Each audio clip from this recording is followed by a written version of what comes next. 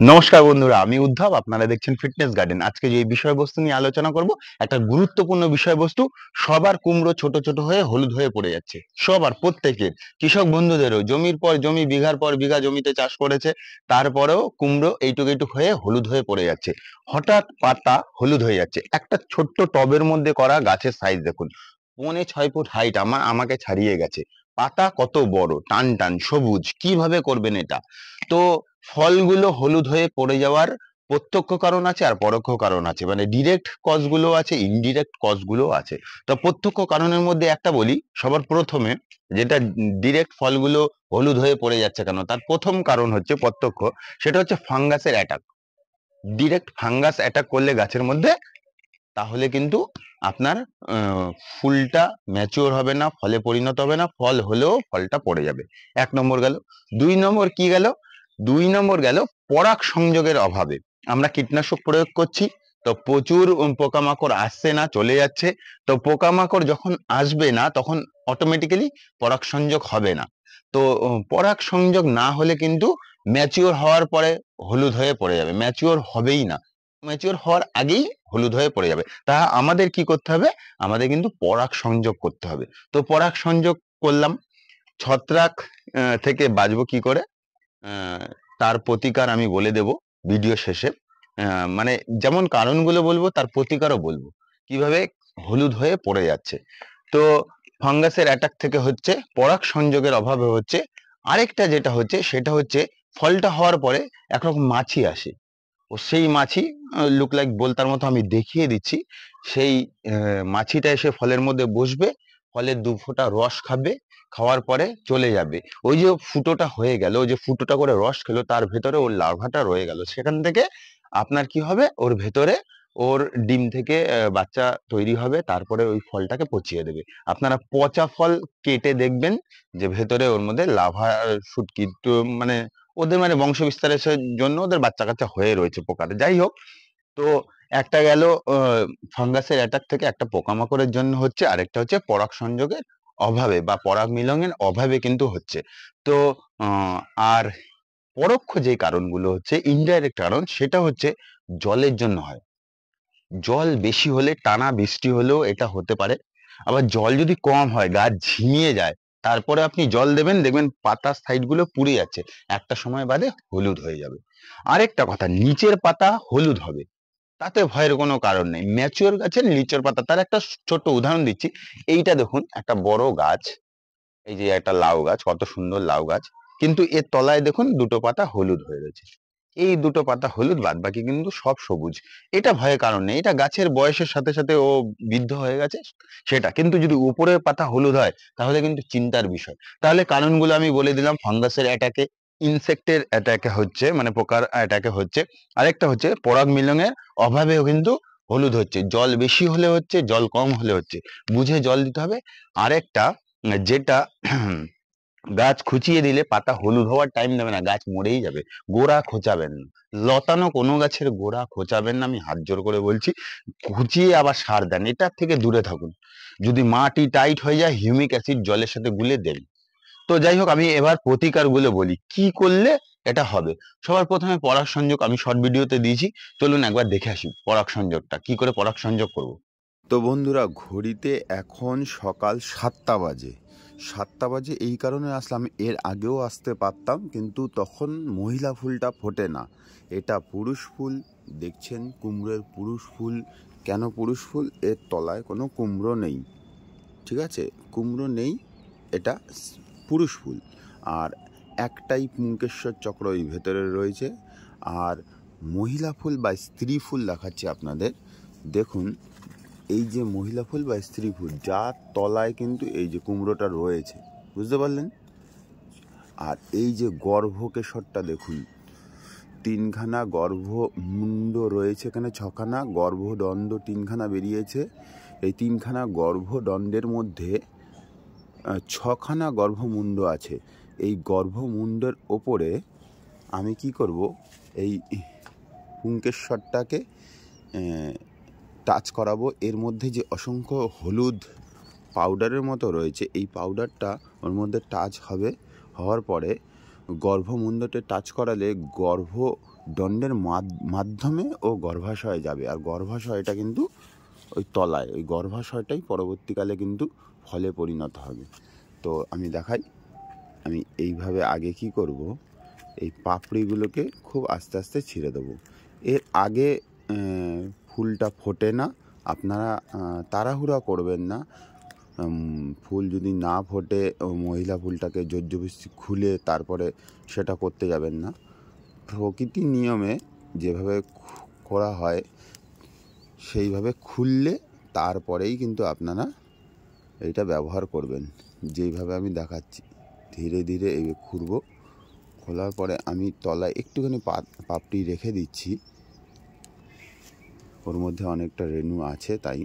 এবার দেখুন বিভিন্ন যন্ত্রের সাহায্যে এই রেণুগুলোর মধ্যে কতটা সক্রিয় রেণু আছে সেটা দেখা যায়। কিন্তু দেখুন আমরা নর্মালি এই দেখুন দেখতে পেলেন, এই যে রেণুগুলো তলায় পড়ে রয়েছে না, এই যে পাউডারের মতো দেখুন এদিক এদিক হচ্ছে, ওইটাকে আমি ফেলবো না বলে এটা রেখেছি। তো আমি কি করব, আমি সবার প্রথমে একটা ভালো করে দেখবেন আপনারা, তো দেখুন আমি এইটাকে এইভাবে নিয়ে ভালো করে দেখবেন ব্যাপারটা। দেখুন ওই পাউডারের মতো পড়বে কত, এই যে প্রথমেই দেখুন কতগুলো পাউডার পড়ে গেল, হলুদ রঙের কিন্তু পাউডারগুলো। তো হয়ে গেল।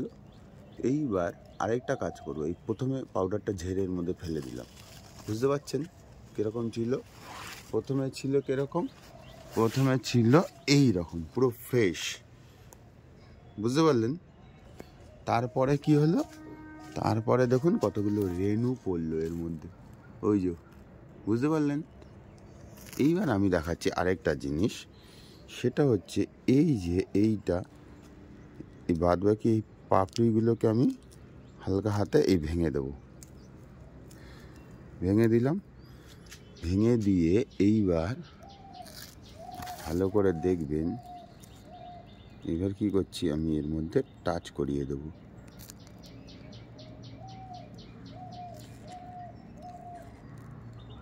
এই পরাগ সংযোগ করলে কিন্তু কৃত্রিমভাবে করছি, প্রাকৃতিকভাবে এখন মৌমাছি বলতা ঠলতা আসে না, কারণ ইনসেক্ট কিলার আমরা যখন স্প্রে করি এগুলোর উপদ্রব কমে যায়। তারপর টবে করছি, ছাদে করছি, ইমিডিয়েট মানে আমরা ইজিলি করতেই পারি, তাই না?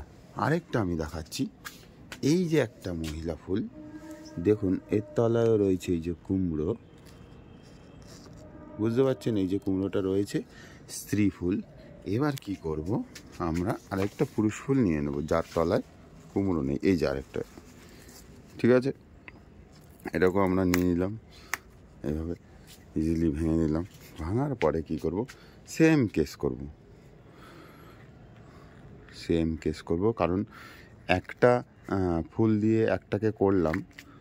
ফলের সাইজ যদি বড় করতে চান আপনারা, বা ফলের সাইজ যদি আপনারা পরিপূর্ণ করতে চান, কোনো রকম ওই যে হঠাৎ ফুল আপনাদের দেখবেন পচে যায়, হালকা অল্প একটু ফল হয় তারপর পচে যায়, তারপর বিভিন্ন রকম পোকামাকড়, মানে ওর ইমিউনিটি ক্ষমতাটাই ওই স্ত্রী ফুলটার আর থাকে না, যেটা ফল হচ্ছে আর কি।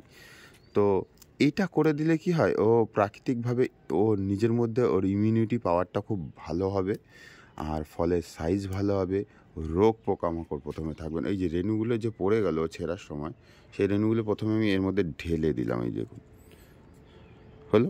তারপরে যেটা লেগে রয়েছে সেটাকে আমি হালকা হালকা টাচ করে দেবো। আশা করি বুঝে গেছেন। এবার যারা কৃষক বন্ধুরা আছেন, আর জমির পরে জমি চাষ করেছেন, তারা কিন্তু ইজিলি করতেই পারেন, কারণ আমি বলে দিচ্ছি, কুমড়োর স্ত্রী ফুল আপনার 1 বিঘা জমি বা 1 কাঠা বা 5 কাঠা জমির মধ্যে যদি করেন, একসাথে কটা স্ত্রী ফুল ফুটবে? বড় জল খুব বড় বাগান হলে 100টা ফুল ফুটবে। 100টা এই পলিনেশন করা কি আপনার 15 মিনিটে 100টা পলিনেশন হয়ে যাবে। তো 100টা ফলই কিন্তু ভালো হবে, বেকাতারা হবে না, হৃষ্টপুষ্ট হবে না, বাজারে আপনি দাম পাবেন। কৃষক বন্ধুদের জন্য বলছি। আর ছাদ বাগানীদের তো অবশ্যই করতেই হবে, 2-1টা ফল আছে।